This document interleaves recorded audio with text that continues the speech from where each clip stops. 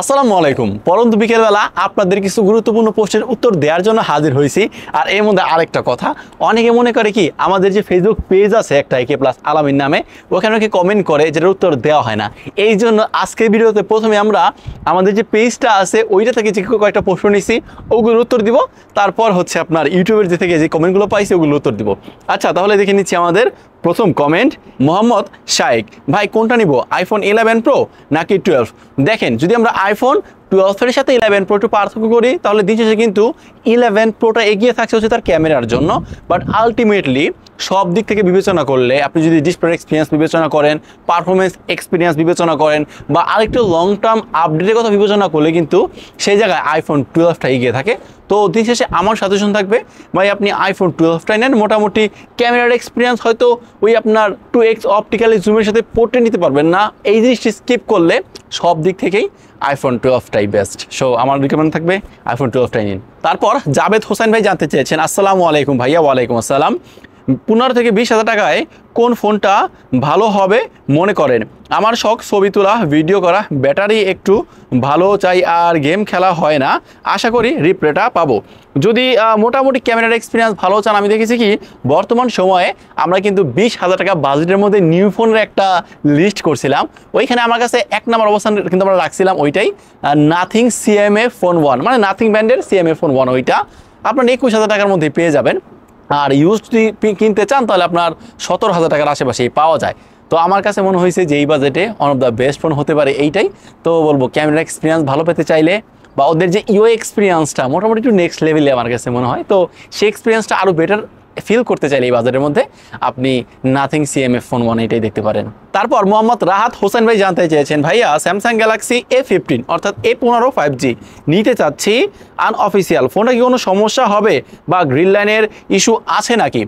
Samsung Galaxy A15 বলি বা A25 বলি, A35, 36, A55, 56 এই ফোনগুলোতে না স্যামসাংয়ের ওইরকম গ্রিন লাইনের প্রবলেম নাই। ওইরকম কি আমি ওইরকম পরিমাণ দেখি নাই এখন পর্যন্ত। এই ফোনগুলো গ্রিন লাইন থেকেই সেফ। বাট আপনার স্যামসাং গ্যালাক্সি S সিরিজের যে ফোনগুলো আছে, S22, S22 আলট্রা, S21 ওগুলোতে আছে। বাট এ সিরিজের ফোনের, স্যামসাং গ্যালাক্সি A সিরিজের ফোনে আপনি গ্রিন লাইনের প্রবলেম পাবেন না। তো বলবো হ্যাঁ অবশ্যই স্যামসাং গ্যালাক্সি A15 যে ফোনটা আছে 5G, ওইটা বেশ ভালো ফোন, দেখতে পারেন বা নিতে পারেন। তারপর ব্যাট হাবি, আমার বাজেট 30 থেকে 40 হাজার, ভালো ব্যাটারি, ভালো ডিসপ্লে, ভালো চিপসেট। যদি 40,000 টাকা বাজেট হয়, এই বাজেটে অবশ্যই যদি আমরা বর্তমান সময়ে নিউ ফোনের কথা বিবেচনা করি, আপনি মোটরোলার কিছু ফোন পাবেন, ওগুলো থেকে ক্যামেরা এক্সপিরিয়েন্স ভালো পাবেন। মোটরোলা Edge 50 যেটা আছে আমার কাছে বেশ ভালোই মনে হলো, 40,000 টাকা অ্যারাউন্ড আশেপাশে পেয়ে যাবেন, মোটামুটি ভালো। বাট ওইটাতে আপনি গেমিং এক্সপিরিয়েন্স ভালো পাবেন না। আর যদি গেমিং এক্সপিরিয়েন্স বেশি চান তাহলে আপনি iQOO Neo 10টা দেখতে পারেন, যেটা পারফরমেন্স কেন্দ্রিক একটা ফোন, গেমিং করে বেশ ভালো একটা এক্সপিরিয়েন্স পাবেন। তো দেখা গেছে কি যদি একদম সব দিক থেকে বিবেচনা করেন তাহলে কিন্তু এই বাজেটে আপনি ওইরকম ফোন পাবেন না। নতুন ফোন হিসেবে বিবেচনা করি তাহলে একটা জায়গায় কম্প্রোমাইজ করতে হয়। হয়তো যদি ক্যামেরার জায়গায় কম্প্রোমাইজ করতে চান তাহলে আপনি iQOO Neo 10 দেখতে পারেন। আর যদি পারফরমেন্সটা কম্প্রোমাইজ করেন তাহলে আপনি মোটরোলার Edge 50 দেখতে পারেন। তো সব দিক থেকে আপনার বিবেচনা অনুযায়ী, আপনার ডিমান্ড অনুযায়ী তারপর ফোন কিনেন। আর যদি এই বাজেটে ইউজ ফোনের কথা বলি তাহলে আপনি এই বাজেটে OnePlus 11টা দেখতে পারেন। আমার কাছে বেশ রিলায়েবল এখন একটা ফোন মনে হয়েছে। অনেকে মনে করতে পারে যে গ্রিন লাইনের প্রবলেম আছে কিনা, ভাই OnePlus 11-এ আমি ওইরকম পরিমাণে গ্রিন লাইনের প্রবলেম পাই নাই। তো এই ফোনটাও দেখতে পারেন। পাশাপাশি দিকে আইফোন 12টা দেখতে পারেন, বা কিছু টাকা বাড়িয়ে ওই 42, 44, 45 এর মধ্যে আপনি আইফোন 12টা পেয়ে যাবেন। তো এই ফোনগুলো দেখতে পারেন। আমার কাছে মনে হয়েছে সব দিক থেকে আপনার ডিমান্ড অনুযায়ী বা আপনার ক্রাইটেরিয়া অনুযায়ী মিলিয়ে নিয়ে ফোনটা পারচেস করতে পারেন, বেশ ভালো একটা এক্সপিরিয়েন্স পাবেন। তারপর মোহাম্মদ রনি, ভাইয়া 60K অর্থাৎ 60,000 টাকা বাজেটের মধ্যে কোন মডেল আইফোন ভালো হবে? ক্যামেরা প্লিজ রিপ্লাই দেন। যদি 60,000 টাকা বাজেট হয় আইফোনের মধ্যে, আপনি আইফোন 14 প্লাসটা দেখতে পারেন। এই বাজেটে আপনি ইউজ মার্কেটে এটা মোটামুটি এরকম আশেপাশেই পেয়ে যাবেন। দেখেন এই ক্ষেত্রে কিন্তু আমি আপনাদেরকে আইফোন 13 প্রো ম্যাক্স এই বাজারে পাওয়া যায়, এগুলো সাজেশন করতে পারতাম। বাট ভাই এই ফোনগুলোতে এত পরিমাণে আমি ডিসপ্লে জড়িত সমস্যা দেখছি বা এত ফেস করছি, আমি নিজেও আমি যাদের কিনে দিয়েছি ভাই ম্যাক্সিমাম তারাও কিন্তু এই মারাটা খাইছে, বাট এত গালি খাইছে, এই জন্য আসলে এইগুলো সাজেস্ট করার কোনো সাহস পাই না। আপনি আইফোন 14 প্লাসটা দেখতে পারেন, সিনেম্যাটিক মোডে ভালো ভিডিও করতে পারবেন, ক্যামেরা এক্সপিরিয়েন্স ভালো পাবেন। তো সব দিক থেকে হ্যাঁ ওইটাই দেখতে পারেন। আচ্ছা, তারপরের কমেন্ট, ভাই একটা প্রিয়ন ফোন কিনতে গেলে পার্সোনালি কি চেক করে নিতে হবে?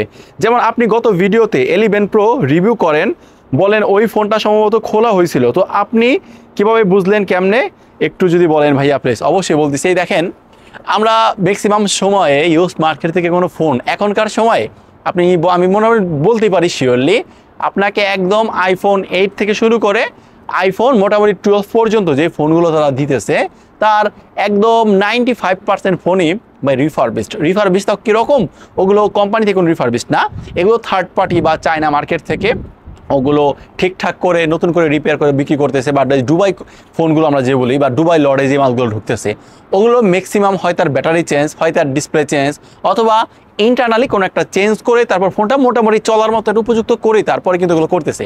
এখন অনেক ভাবতে পারেন যে আসলে এগুলো করলে তো অনেক আইফোনের ক্ষেত্রে বোঝা যায়।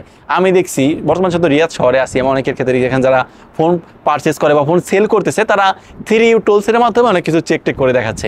এখন ভাই 3U টুলসের ব্যাপারটা আসলে কোন জায়গায়, এটা এখন আপনারা অনেকে মোটামুটি ধারণা করতে পারেন। আর মোটামুটি যারা জানেন না তাদের একটু বলে দেই, কারণ সকল কিছু পরিবর্তন করা যায়। ওই JCIC টুলসের মাধ্যমে ব্যাটারি হেলথ বাড়ানো যায়, পাশাপাশি ডিসপ্লে র্যাবনের সাথে যে চিপটা থাকে না ওইটা লাগিয়ে দিলে কিন্তু ডিসপ্লে যদি চেঞ্জও করা হয় তাহলে কিন্তু আননোন পার্টটার দেখায় না। তো এই জন্য যদি আপনাকে কোনো ডিসপ্লেটা চেঞ্জ করে আইফোন সেল করে বা ব্যাটারি যদি চেঞ্জ করে সেল করে বোঝার কায়দা নাই। এখন আপনারা যদি ফোন পারচেস করতে যান অবশ্যই এই ক্ষেত্রে আপনার অথেন্টিক শপ বা একটা বিশ্বস্ত শপ থেকেই ফোন পারচেস করতে হবে। আবার পাশাপাশি কিভাবে ফোন আপনি ইউজ ফোন পারচেস করবেন এই নিয়ে ইউটিউবে অনেক ভিডিও আছে, আমি নিজেও বানাইছি। তবে ট্রাই করবো 2025 সালে ওই সময় একটা ভিডিও কভার করার। তবে একটা জিনিস কি, আপনি যখন একটা ইউজ ফোন হাতে নেবেন, আমার মনে হয় একটা ফোন হয়তো হাতে নিলে আপনি বুঝবেন না, যখন কয়েকটা 4-5টা দোকান ঘুরবেন, 4-5টা ফোন আপনি হাতে নেবেন, তখন আপনি বুঝতে পারবেন আসলে ওই ফোনের কন্ডিশনটা দেখে ফোনটা আদৌ খোলা হয়েছে কিনা। একটা ফোন যদি খোলা হয় তো দেখবেন কি আশেপাশের যে একটা ফিটিংটা ওইটা না একদম অ্যাকুরেট হবে না, এক জায়গায় একটু উঁচু থাকবে, পাশাপাশি কিছুটা আঠা বা কিছুটা গাম বলি আমরা যেটাকে, ওইটা লেগে লেগে থাকবে, হলুদ হলুদ থাকবে। ক্যামেরার সাইডে একটু ডাস্ট থাকবে, আপনি ক্যামেরা অনেক সময় চেক করে দেখতে পারেন যে আসলে ক্যামেরাটা পরিষ্কার কিনা, ভিতরে লেন্সের ভিতরে কোনো ময়লা গেছে কিনা। দেখেন একটা ক্যামেরার লেন্সের মধ্যে কখন ময়লা যেতে পারে, যদি ফোনটা খোলা হয় তবে কিন্তু এই বিষয়গুলো একটু সম্ভাবনা থাকে। আর পাশাপাশি ডিসপ্লের কথা যদি একটু বলি, যদি কোনো ফোনের ডিসপ্লে চেঞ্জ করা হয় বা আপনাকে যদি একটা মনে করেন ডুপ্লিকেট ডিসপ্লে দিয়ে দিচ্ছে, ওইটা ধরার কয়েকটা উপায় আছে। আপনি অবশ্যই কিছু অ্যাপসের মাধ্যমে চেক করতে পারবেন, পাশাপাশি দেখেও বোঝা যায়। আর আপনারা দেখবেন আইফোন কিন্তু বেসিক্যালি আইফোন 12 সিরিজের যে ফোনগুলো আছে ওগুলোর চিন ভেসেল কিন্তু এরকম বড় না। এই জন্য চারদিকে ভালো মতো একটু লক্ষ্য করবেন যে চারোপাশের চিন ভেসেলগুলো এক সমান কিনা, একমাত্র নষ্টা বাদে অবশ্যই চারদিকে সমান হয় তাহলে বুঝতে পারবেন যে আদৌ এটা ঠিকঠাক আছে। অনেক ক্ষেত্রে যেগুলো নর্মাল কোয়ালিটি ডিসপ্লে বা একটু থার্ড কোয়ালিটির ডিসপ্লেগুলো কি হয়, আপনার নিচের দিকে ভেজেলগুলো দেখবেন কি একটু বড় বা একটু মোটা ছোটা, তখন বুঝতে হবে যে আসলে এগুলো পরিবর্তন করা হয়েছে, চেঞ্জ। আমার ফোনের ক্ষেত্রে আমি একটু চিন আর ভেজেলগুলো একটু মোটা পাইছিলাম, এই ক্ষেত্রে আমি বুঝতে পারছিলাম যে আসলে এটা ডিসপ্লেটা চেঞ্জ করা হয়েছে। ওইটা ট্রুটন চেক করতেছিলাম, ওইটা প্রপার কাজ করতেছিল, কিন্তু আলটিমেটলি ডিসপ্লেটা কিন্তু চেঞ্জ ছিল। তো এই হচ্ছে ব্যাপার স্যাপার। আপনি যখন একটা ফোন পারচেস করবেন একটু দেখে শুনে বুঝে চেষ্টা করবেন। আমি চেষ্টা করবো শীঘ্রই 2025 সালে এসে আপনারা কী কী উপায়ে একটা ইউজড আইফোন বা ইউজ ফোন পারচেস করবেন এটার ভিডিও দেওয়ার খুব শীঘ্রই হাজির হয়ে যাবো। আচ্ছা, তার পরের কমেন্ট, আসসালামু আলাইকুম, আমি একটু ফোনের ব্যাপারে আপনার সাথে কথা বলতে চাই, আপনার নাম্বারটা কি পাওয়া যাবে? ধন্যবাদ। এই যে অনেকে আছে না এরকম কমেন্ট করে, আমি দেখছি অনেকের মধ্যে আমি এই কমেন্টটা নিছি। কারণ কি দেখেন, অনেকে আমার পার্সোনাল নাম্বারটা চায়, তারা জানতে চায়, অবশ্যই এটা স্বাভাবিক। মানুষ অনেক কষ্ট করে টাকা ম্যানেজ করে একটা ফোন কেনার যখন একটা প্ল্যান করে বা ফোন কিনতে যাবে, অবশ্যই তার ক্ষেত্রে ভালো একটা ফোন পাবে, এটা আমাদের কাম্য। এখন সেক্ষেত্রে সে কী ফোনটা পেতে পারে, এটা যদি আমার মধ্যে সুবিধা পেয়ে যায়, এটা মনে হয় কি আমার জন্য ভালো, যেহেতু আমি আপনাদের জন্যই কাজ করি। তবে দেখেন, আমি যদি আপনাদেরকে এক এক করে ভাবে নাম্বার দেই, আসলে আমার নিজস্ব একটা পার্সোনাল লাইফ আছে, নিজস্ব ব্যক্তিগত কাজ আছে, তো সব কিছু আসলে মেনটেন করে আপনাদের জন্য কথা বলবো, আপনাদের জন্য কিছু করবো, এটা সম্ভব হয় না।